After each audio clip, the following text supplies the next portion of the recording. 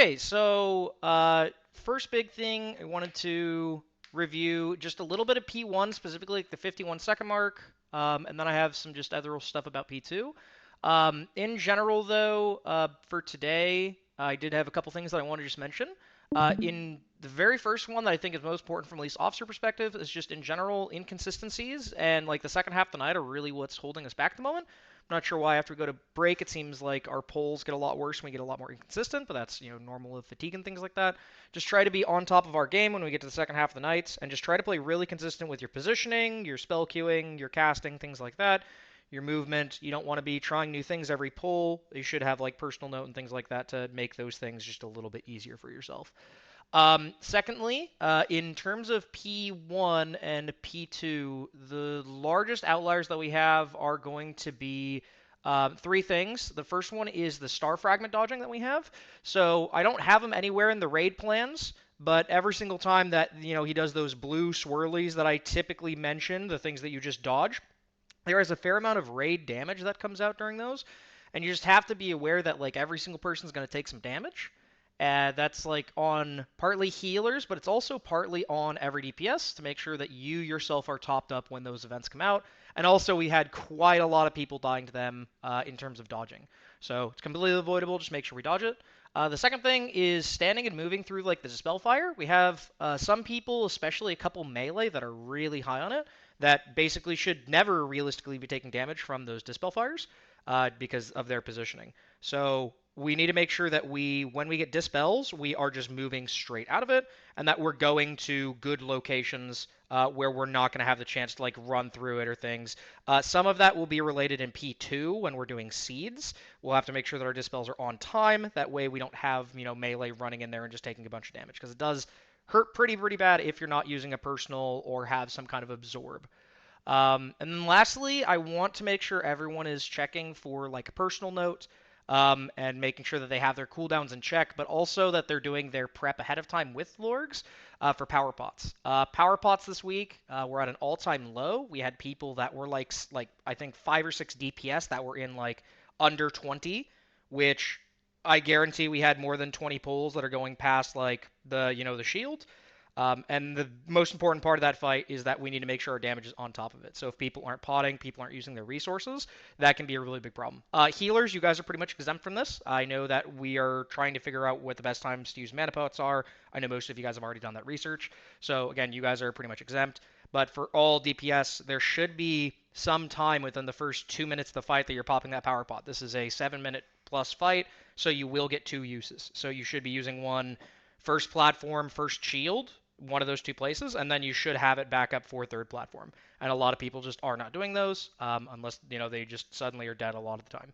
So just make sure that in general those 3 things we do better on this week, which again, star fragments, make sure we're dodging them, standing in fire, so dispel people, and specifically melee, just put yourself in a good position where you're never going to be in fire, especially when it expands, and then make sure that we have our cooldowns locked in, make sure that we have our power potions and our healing pots locked in correctly.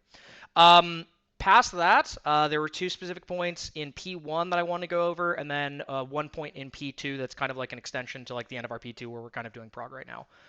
For P1, when we get over to X, obviously with our new positioning, it got a lot better over our pulls.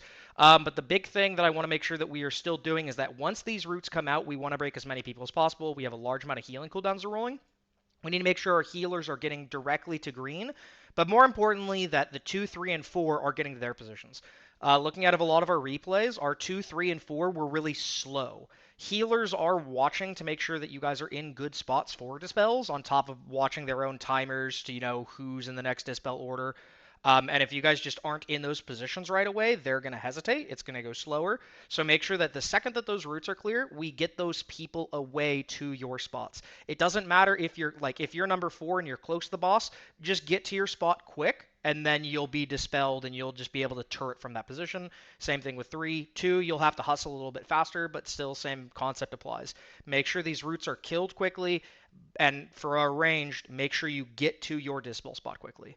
The only other real thing of note is on this second one here, we need to make sure that our Freedoms Tiger's Lust are correctly put on these people. 3 and 4 need to get those things because, again, this is where we're baiting Firebeam right away.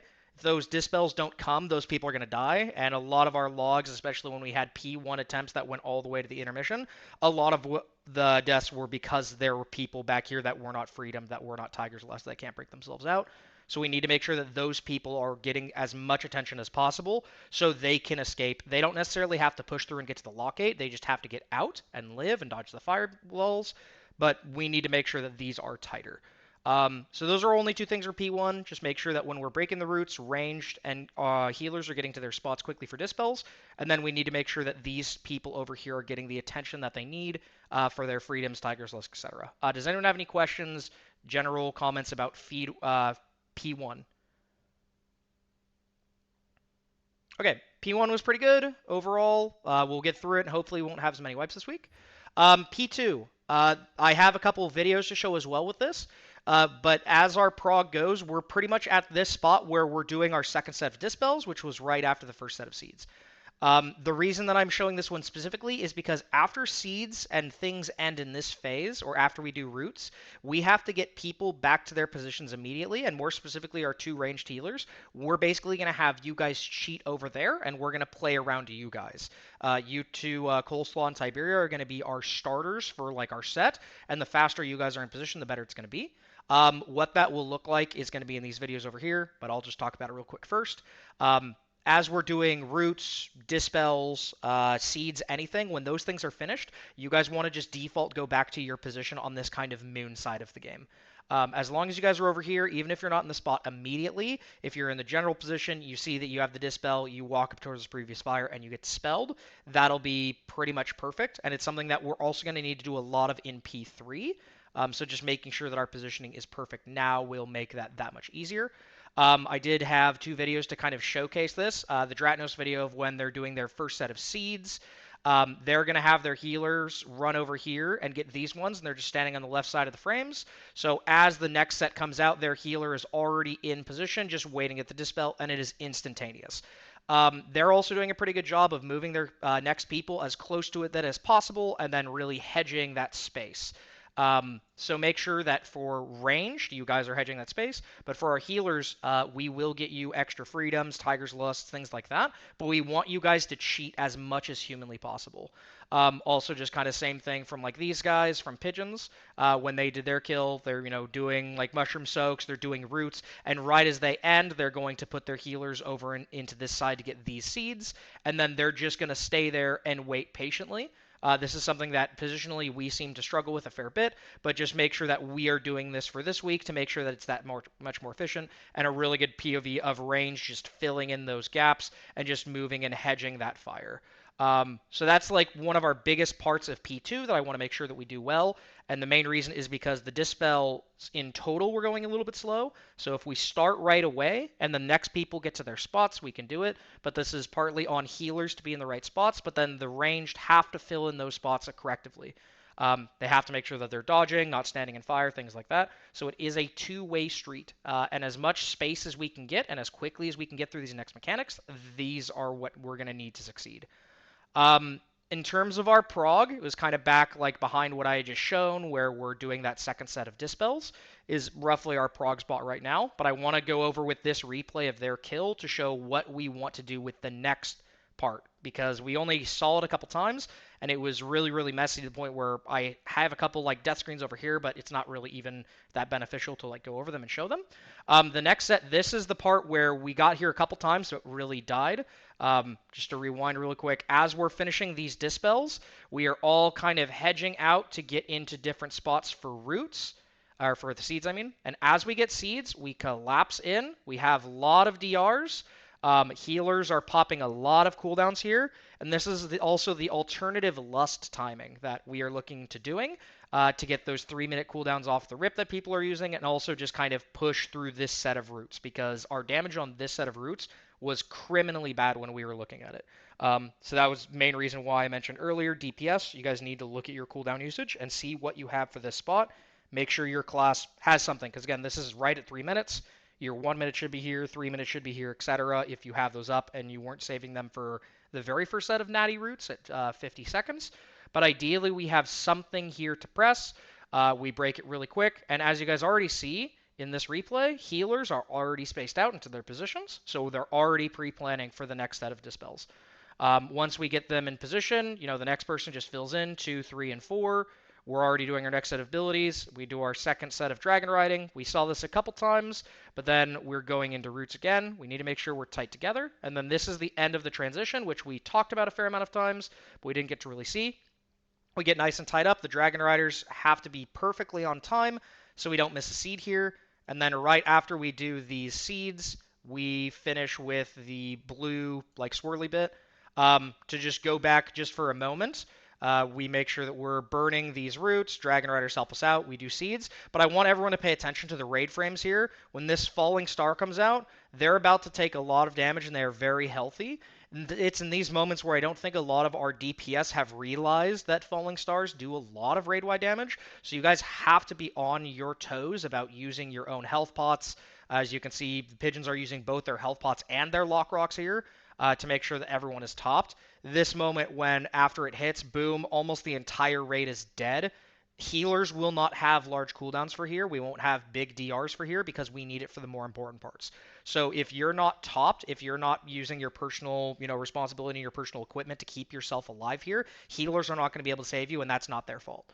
So keep that in mind as we're going in. This is going to be our next really big pain point for Prague. It's about 349 into the fight, and if we can get past this consistently, then we get into P3, and that's pretty much like when, we can start actually doing good P3 attempts.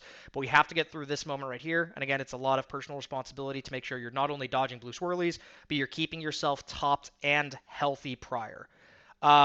Then we just go into phase and we go into P3, or I guess P2 intermission in this case. That's the next kind of step for us for our P2. And again, those are the things that I wanted us to work on our P2. Does anyone have any general questions, comments, concerns about our P2 thus far, or anything that we want to discuss before we move on to the intermission and P3? Okay, so make sure if you guys have questions that you chime in. But going into intermission 2, I had this picture from earlier. Big thing is that Tindral from the second platform to the third platform moves significantly faster. It doesn't really seem like you have that much time. In fact, even on Heroic, we were usually pretty late. On Mythic, we need to be as fast as possible and on time. So we would do our spread out, we would grab feathers, and we'd start flying right away. The biggest thing is that our healers and our DPS are going to take the path of least resistance to get there as quickly as possible. That's going to be taking this very first one that's kind of in the middle, and then doing kind of an upwards like motion to this one that's a little bit higher elevation. And then there are a couple other options on the way, and we can assign a DPS to this one that's just not even being taken. However, it is more important to just get to the platform to make sure that healers can top all of us up, but also DPS can be ready to be on that shield. So it'll just be taking 1, 2, and then go. There is no, ideally, third, fourth, you're not flying around and helping. We need to have every single person on deck for this damage phase. And if we're missing one person or more, we probably will just not hit it. Healers, the damage will ramp pretty significantly. Tanks should be fine. Just if you see one of them pretty low HP when they're coming down, just make sure to try to hit them with a quick heal. But you guys will be scrambling pretty hard. What I have been told is that after this intermission, if you guys are using your channeled healing potions, that it's a pretty good time. Otherwise, just mana pots either during or after the intermission because you're not going to get a second use if you haven't already used them. But it is pretty hectic in that moment. Tanks, I've talked to you guys in your tank channel. Make sure that you guys are taking your paths. It doesn't matter which one of you is taking which path. One of you is going on to the right. You're taking 2 that are pretty level. You're jumping pretty high up for a third. And then you're going almost behind the platform for the fourth. The other tank, you're just natty flying all the way to the left on your own. You're taking this one that's up in the canopy, and then you're just looping around and taking the 3 that are behind it and crashing. And again, both tanks, you guys are going to be late, so if you guys are not full HP, you guys will probably be dead before you crash. We'll have Beerus for you, but that's not an ideal situation. So just try to have as much HP as you possibly can before you guys leave the platform. DPS and healers, you guys will obviously take a little bit of damage flying through these 2 orbs in the middle. It shouldn't be that much. And just try to get to this first one. You are able to get to this first one before the fire orbs spawn in a perfect scenario. So you'll just be taking less damage. Makes it so that the healers have a much easier time dealing with the intermission. Does anyone have any questions about the intermission 2?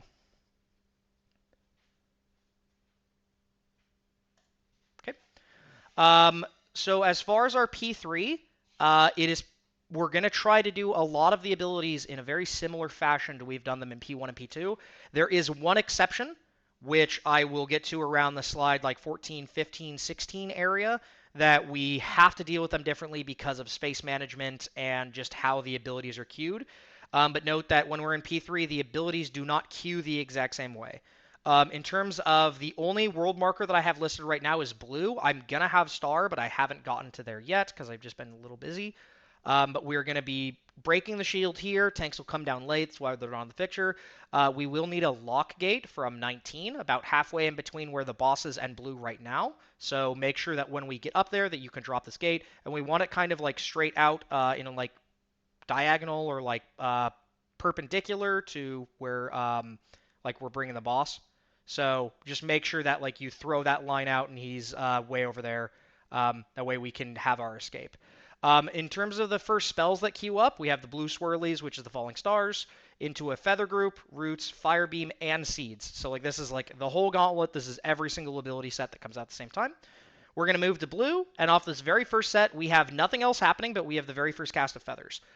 When this first cast of feathers comes out, we have our group 1. That is going to be our standard Boinky, Fear, and then 2 rogues. However, we all are also assigning the yellow feathers. That way we have less roots. Since there's no abilities, there's no fire pools on the ground, nothing is happening right now. We're going to have Tez taking 5, Posner taking 6. And again, we're having like at least the first part of the group 1 is staying as the same pattern as we normally would. Based on like where the boss is comparison to the edge, because normally we'd have fire out here, but we're staking in that pattern, and Pause and Tez, you guys are just taking feathers to get us less roots. Should be pretty straightforward. We have you guys assigned to these bomb sets, so just make sure that you are aware of where to go with these bombs. And again, for you guys for this first set, it's basically you're flying through the boss. The only exception is going to be our position 3, who has to turn to the left. It'll make it really easy for 2 and 4. But 3 is a little harder. Idiaf, it sounds like you had a question. Pause has been taking seed 1 in the even groups of feathers. Yes. He probably won't be able to take that one for a debuff. He will. So part of the debuff is that the debuff lasts for X amount of time, but we don't have another feather here. Like feather group 2 is like way down here in like slide 10. Like it's a pretty large gap. But the other thing is that you only get the debuff, like the really bad one, for touching a bomb. So technically, when we're doing these sets, like always in group 1, we have Boinky on the first sets and Posner on the second sets. Technically, Boinky and Posner can always take a feather with absolutely no repercussion. The only downside is that they can't do bombs because their like bomb debuff will have last. So the people that are going to be in danger are 2, 3, and 4. If they like took an extra feather and they were assigned a bomb later, they would still have the debuff and they would die when they collided with one of their bombs. But in this way, Boinky still can do number 1, the exact same pattern for his set that he's been doing. Tez takes number 2 for free with absolutely 0 repercussion, and Pause takes number 6 with absolutely 0 repercussion, and he can also take the feather number 1 on his next set because he is not doing bombs. Okay. So the only you want factor me to just not take one there then? That is correct. For this 119, you won't take one. For a later set, I would encourage you to take one to just minimize the roots. But again, for this one, I want to make sure ranged are just cranking out. Melee are pretty flexible with being able to soak while maintaining damage. So we're going to have our Feral and our UDK taking those because they're the only other 2 melee that really makes sense. So again, this will be our very first set in P3 when we get up at the top. It'll be group 1 with Tez and Posner taking 5 and 6. And only 2, 3, and 4 will be doing bombs. Again, these are your bomb positions. This one that was supposed to be in the southeast was removed with the nerf last week. So again, you'll want to be generally flying through Tindral. So Fear will fly through Tindral. I think this one is Z. He'll be flying through Tindral. Rang has the harder one, where once he gets it, he needs to turn to the left and fly up into the sky. If these bomb positions are not perfectly accurate when we start prog, we'll, change them. If you guys need to change them, we can, make number changes. But this is how we should ideally do it off the start because it's what you guys have been doing prior. Right after the Dragon Riding group goes, we obviously have Roots. And then once we get Roots, right afterwards, as we're breaking them with the Dragon Riders, we have Fire Beam that comes out. Now this Fire Beam, we are going to be baiting in the largest stack of players, so it's going to be right under the boss. The way that we are going to deal with it is by moving to the edge of the room. There are two reasons that we are doing this. The first reason is that because one fire beam is going to spawn directly under us, and the other fire beam is going to spawn like across the room. So now we have a lot more space from this fire beam that's far. The only problem is that we're really close to the edge, and this close fire beam is going to give us a fair amount of problems in terms of dodging. Your number one goal here is to not DPS. You don't need to worry too much about healing. It is just to dodge. So again, we're clumped up for roots, and we're moving. I also come back to this slide because there is the mention of like the dark gray line, which we did have quite a few deaths to last week, and a lot of people just taking some residual damage from it. It's not big enough where I have to make like a huge point of it, but just remember this dark gray line, if you go outside of it, Tindral's going to put a mark on you, and you're just going to start ticking for 100k every second, and it's basically unhealable. So once we bait the fire beam after roots, don't go outside of this dark gray line. It will kill you. Outside the dark line is death. Inside the dark line is you live. So we go from roots, we break all the roots with the dragon's help, and we immediately run to the edge of the room and dodge this fire beam.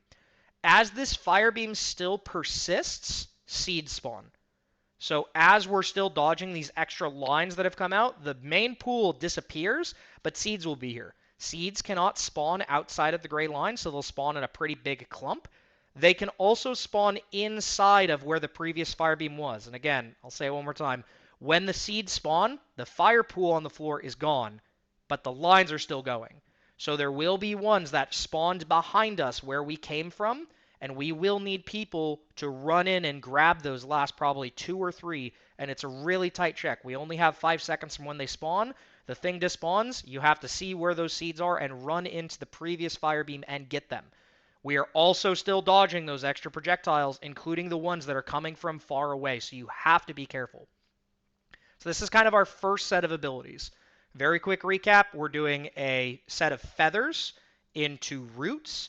Once we deal with the roots, we run to the edge, and we're dodging fire beam that we just baited, and we are doing seeds. That is ability set number 1. This will take a fair amount of prog, but once we get through this, the phase will have its next kind of big hiccup, and then we're getting pretty close to like the different pattern one. Does anyone have any questions about this first set of abilities that come out? Okay. The one other thing that as we're taking these, healers, marked range healers, you guys are going to be going over in this area, and you guys are going to be kind of mirroring our normal pattern. You know, if we had a marker over here, which again, I can use star for the time being, if we had a star marker here, you guys would move to star marker because the next thing that's going to be happening is dispels. So you guys pre-position yourselves to be in a good spot, and we have dispels while tank mushrooms are going off. So the dispels want to go pretty quick, as we have 1, 2, 3, and 4 going to their spots. Again, ranged healers, just make sure you are hedging over in that location to make the set as quick as possible. And we want it to be quick. And then tanks have to be careful because, again, there are more mushrooms for every phase. So you'll be doing more of the tank busting. So everyone else just be under the boss, dodging those mushrooms. Make sure you do not get clipped. As we finish the dispels will be completely finished. And we have a couple seconds of downtime. And then the next set of feathers will spawn. So just as before, this will be feather set group 2. It'll be the exact same pattern, 1, 2, 3, and 4. And yes, on 19, this one, I would prefer you soak this number 5 feather over here. If you soak 5 or 6, it's totally fine. But again, these yellow feathers are technically up for grabs if people can soak them. They are beneficial for us to soak because it means that we have to deal with less roots. Because every time this ability comes out, it's always followed by a roots. So Dragon Riders, you guys have yours. Again, 4, you're basically flying straight to the boss. 2, you're flying straight to the boss. 3, you're going to have to turn. Just make sure you guys get to your positions and get them quickly. And then we're going to crash in for the second set of roots. Now, this is kind of like a reminiscent part of P2, where we break these roots and it instantly goes into seeds. So I think it's like this part that I had showed prior, where we break these roots and there's like dispels and we go straight into seeds that happen right afterwards. I think it's actually 4. Yeah, it's this. We break these roots and then it goes straight into seeds. That's exactly what's going to happen at this set here. So we make sure that we break these roots as quickly as possible. DPS, you're also helping contribute light cooldowns and light cleave to these. And then we quickly soak the seeds as fast as we can. That's kind of the second set of abilities here. And to reiterate those really quick, after we did this kind of chaos of soaking these seeds, we have a couple seconds of downtime. We have dispels and tank mushrooms. It goes into a feather group, into a roots, And then after the roots, there are seeds. So that's the second like big set of mechanics that comes out. Does anyone have any questions about this second set of mechanics? Okay. This last one, ideally, if it's not already down and you couldn't get it in the intermission 19, this would be the perfect place for you to put down your lock gate in the perfect time. This next set, we have to do differently based on positioning and based on the spell queuing. So I'm going to say that up front. I'm going to show you guys what we're dealing with. We're dealing with roots. We're dealing with a special way that we do this next dispel into fire beams, into blue swirlies. So after we do these seeds, tanks are going to move a little bit more towards the middle where the lock gate is. And then we have about a 5-second downtime, that breather room that this fight gives us in P3, only a couple seconds to just get an extra GCD and focus on the next set, into roots, special dispels, fire beams, and swirlies. Now, ranged healers, you guys are already hedging over to this position like you would before, but there is one thing that needs to be made really clear up front on this set. In this set, we are doing dispels differently. We are only doing 2 dispels here, and that's because as the dispels start, we have roots come out. So roots and dispels at the exact same time. How are we going to deal with this? The way that we deal with this is that our ranged healer that gets chosen will call for a freedom. If it's Coleslaw, if it's Tiberi, either one of you call for a freedom. You guys get out there, and as you're getting dispelled, this very first dispel, roots are spawning at the same time. So if you don't get that freedom, you're just going to be standing in fire and you're going to die. So you get your freedom and you run back in, your tree will be gripped. The second person who's ever number 2 in the priority list, and number 3 and 4 as well, you're just going to be standing in the clump of people because you have been targeted by roots. Your dispel at this point does not matter. You just need to make sure that we are doing roots because we do not have dragons for this part. So this is when roots spawn, the only person that's not in the stack is our ranged healer that is chosen. Everyone else is nice and tight. We are burning roots. Once we deal with most of the roots and number 2 gets free, they are also going to get a Tiger's Lust or a Freedom, and they're going to go to their dispel at number 2. Number 3 Before you and move 4 on, here. can you just reiterate that again? Yes, I will, but there's the point I need to make clear. Number 3 and 4 do not move out of the clump here. Number 3 and 4 do not get dispelled here. This is not a normal pattern. So again, how this will look is as we're all grouped up after we just did our previous set, which was like roots into seeds, we have 5 seconds of downtime, healers start hedging to their spots, and we get at the same exact time, we get dispels and roots. The way that we handle it, we give a freedom to our ranged healer that gets it, and they're the only people out of the stack. Everyone else is nice and tight to burn down these roots with big DPS CDs. Once person 1 gets dispelled, the next person in the list, person 2, either calls or we preset that they get a freedom or a Tiger's Lust, and they move to do their dispel. So we are only doing 2 dispels here. The person 3 and person 4, they're just standing in the group with everyone else cleaving down roots. And again, they are not getting cleansed here. Did that clarify anything for you, 19? Yeah, I'm just trying. I don't want to completely hijack the conversation. I will come back to that. Sure. I'm going to get into the next parts. This might answer your follow-up question. So what about dispels 3 and 4? We have a lock gate pre-planned here. We are going to be taking the lock gate after we finish roots.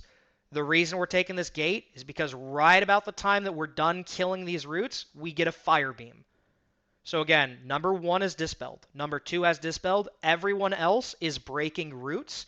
Right as those roots break, fire beam spawns. We gate away towards the edge, and then 3 and 4 do their dispels off at the edge. So like 19, if you're number 3 as an example, you would like be here with everyone. We'd be breaking roots. Once all the roots are dead, you take your gate and you run to the edge, and you're the very first person to like claim a spot for dispel. In a correct scenario, if like this was like to scale perfectly, we would actually be, or we should be much closer to our previous set to make it much more clear of like where you should be going. But if we're not, and we have a lot more space, you can just run to an edge and get dispelled.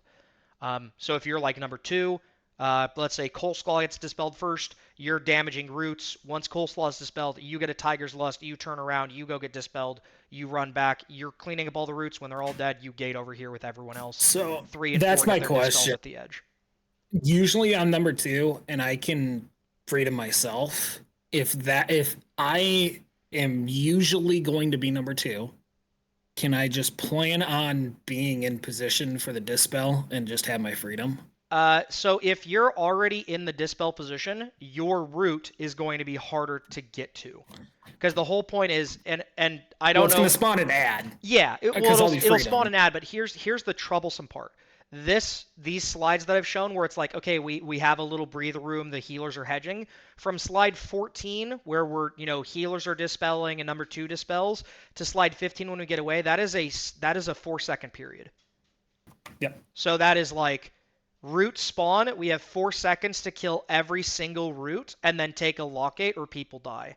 So that's why healers are pre-positioned, because they have 4 seconds to dispel themselves, wait 2 seconds for the debuff to drop, and then dispel number 2, and then everyone gets over to the gate. So like hypothetically, if you're 2, what I'd prefer you do is be in the group of people, get your root close to them. You can then freedom yourself or break yourself, run into your spot, get cleansed, and then come back. Because the number one goal is that we don't want every single person to just be breaking their own route here willy-nilly, because we are about to deal with a much larger damaging event coming up that I'll get to at slide 16.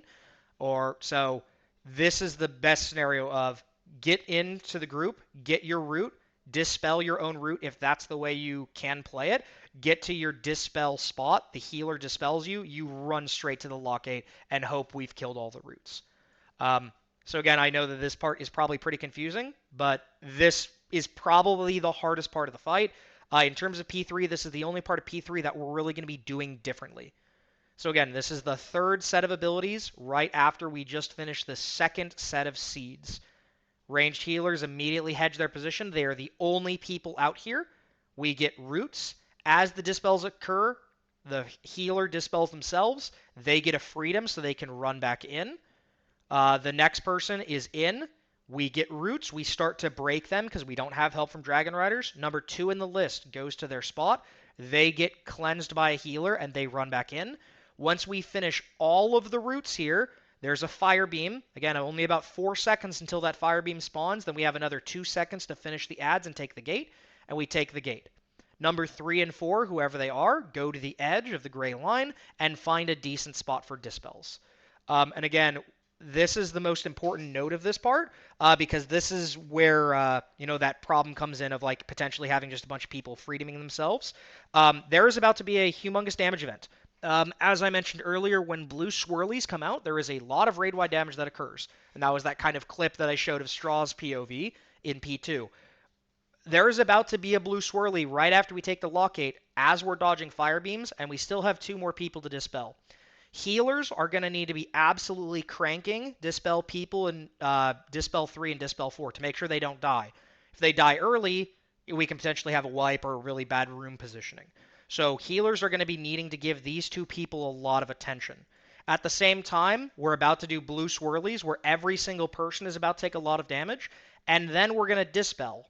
If we dispel, we also take a lot of raid-wide damage. So there are multiple different potentially very lethal occurrences here where we're forcing spot heals into this people, but then we have potentially 2 instances of large rage-wide damage coming out.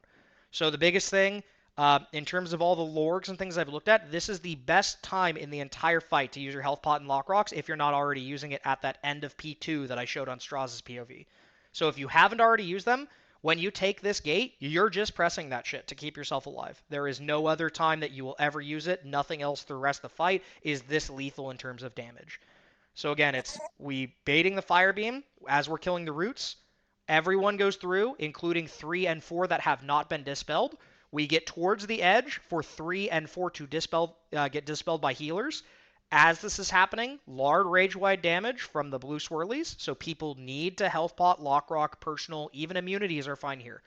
3 and 4 can get dispelled late, as I mentioned down here, because we are going to be taking a lot of damage, so healers just be patient, look at the frames, see what makes sense, but most importantly, even if other people are struggling to keep themselves alive, if these people both die, we wipe instantly, keep spot heals into person 3 and 4. Once we dodge all the fire beams here, and we do dispel 3 and 4, we have a little lull in time, and it's like a 5-6 second lull. And this is where I'm stopping the strat talk for today, because again, I haven't gone to the next part, which again, work in progress. But this is like when we get to this position, if we've made it here, that's the hardest part of the entire fight done, and then we need to get through one more set of mechanics, and the fight's over. I know that was probably really confusing, so open for questions about what we can do here. Rise, Go ahead, Blinky. do you know what time frame that is coming out in the fight? Like right here?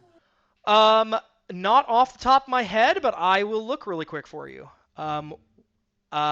This point should be, I believe, around 6:15 when we're doing this really shit set of mechanics. But again, I will double check to make sure. Okay. I will get back to that in just a moment. Anyone else questions about this phase? Again, this is the part where if we get to that spot, if we hit slide 16, if we're right here and we have these two puddles here, we've dodged fire beams, we have no one dead. Boss is fucked. Like we've hit the threshold. That's like a kill pull.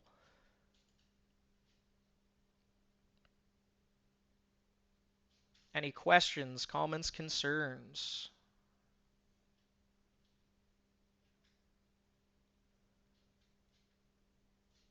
I don't ever need freedom, by the way. Unless you don't want the train to spawn, but it spawns with freedom anyway, right? Yeah, it'll spawn with freedom, and I think it also spawns when you shapeshift.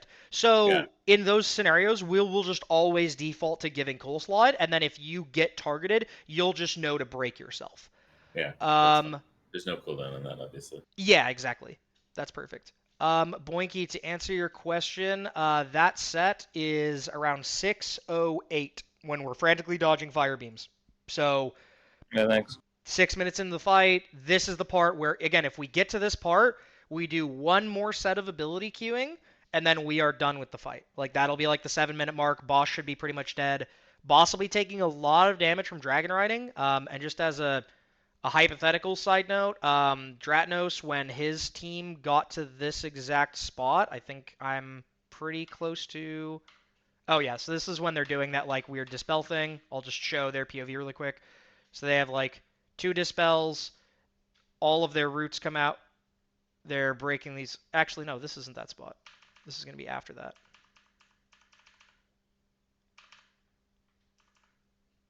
Yeah, it'll be here. So this part is the part that I'm mentioning that'll be really hard. So again, as Dispel or as Mass Entangle comes out, we have our healers pre-positioned. We get a freedom on them. They break and come in. We're breaking all of the roots here. And then our second person comes up to where his mouse cursor's going. They get their dispels. And as all those roots hit 0 HP, they dip out of there to dodge that eventual fire beam. And they move these people off to the edge. And you guys can see how low people are as that blue swirly comes out. They're taking a shit ton of damage. And then their healers are holding those dispels until people are topped up to make sure that that debuff that is on people does not kill them. They dodge the fire beams, and they get to this spot. So in this spot, it is 6:07 in the fight. Is this spot right here? We make it here. We are El Dunzo, basically. There's one more pretty sketchy set of mechanics, and this is what we'll see next. It'll be a set of mushrooms, which is the tank mechanic, into the second set for Group 1. So Group 1 feathers again. While they're doing it, we have the roots. After we break those roots, just like we had at the end of P2 and over here at the start of P3, we have a seeds right after the roots. So we break roots quickly to go to seeds. After we do those seeds, we have dispels. As those dispels are going, just like the one we did over here at blue with this lock gate, we have another solo roots into a fire beam. And if we break through this fire beam, boss is fucking dead. Just take note as well that, like, as we're in this spot, boss's health is at like 20%. It's going to drop by like another almost like 8-9% from when we're dragon riding. So if we hit this spot at 20% or even like upwards of 25%, it is still very killable for damage. But again, we'll only be able to get there if we survive up to this point. And again, I will have another strat talk, or at least I will update these sometime this week when I have more time to reflect what will be coming after this. So again, I know that was a whole lot. Take questions for a minute if anyone has them for anything that we want to go over P1, intermissions, like P1 and P2 intermission, our P2 prog that we've done so far in our troublesome points, or any of these slides that we've kind of looked at today. Does anyone have any questions? Okay. That means Strat Talk is basically over. I do have one last little thing that I just wanted to review because I had a couple people that asked me about it just to actually see how it looks. Again, this is Lorgs. This is a site I highly recommend that you are using to make sure your cooldowns are in the right spots. People have asked, like, oh, you kind of showed briefly how to get, your personal note. I'm going to show it for my own class, Ellie Shaman, really quick. just so everyone else can kind of mirror how to do it for themselves. We click on Ellie Shaman, it'll show the bosses. We sort by Tindral. I can sort what cooldowns I want to use. I use Fire Ellie, I use Liquid Magma Totem, I do not use Ascendance. I do use Primordial Wave. I also use Planar Shift, so all of these are the cooldowns that I would want to have. I can pick one person randomly, copy their thing. I can put my character's name, Rise Mountain, and then I can just Control A, Control C to get all this stuff. If I go into game, I can go /ERT, and I can put it into my personal note. It'll load every time you're doing a fight. If you don't want it to, you can either disable it or you can change it as we go. But again, for DPS and healers and even tanks, I would seriously encourage doing this because we do need to optimize as we're going through for our end of P2 into P3. So once you're in game, type ERT, you go to note, personal note, and you just copy paste it into here. Boom. These are all of the spells that I would ever need to cast. It'll automatically teleprompt you so I know what I'm doing. If you want to save your own, you can go here and you can, name it whatever you want. You can copy this and you can say, hey, this is my Tindral. And so whenever you need a personal note for Tindral, you can come here, copy this, paste it here. When we're doing Larodar, if you want your Larodar note, you can save it in another tab, etc. But I highly encourage everyone to make sure that they do that for themselves, to make sure that they have what they need going into these fights, because again, P3 is going to be much harder, and just make sure that people are generally prepped. P3 will be very hard. It is different, as I showed you guys for some of those slides, when you get to slides 13, 14, 15. So make sure you understand the pattern, because if we do get a random poll that we get to this point, even though it's not the part that we are really progging on yet, I want to make sure people generally know where to go, that there's not a lot of floundering. But thank you guys for being here. I'm going to go ahead and stop the recording for now.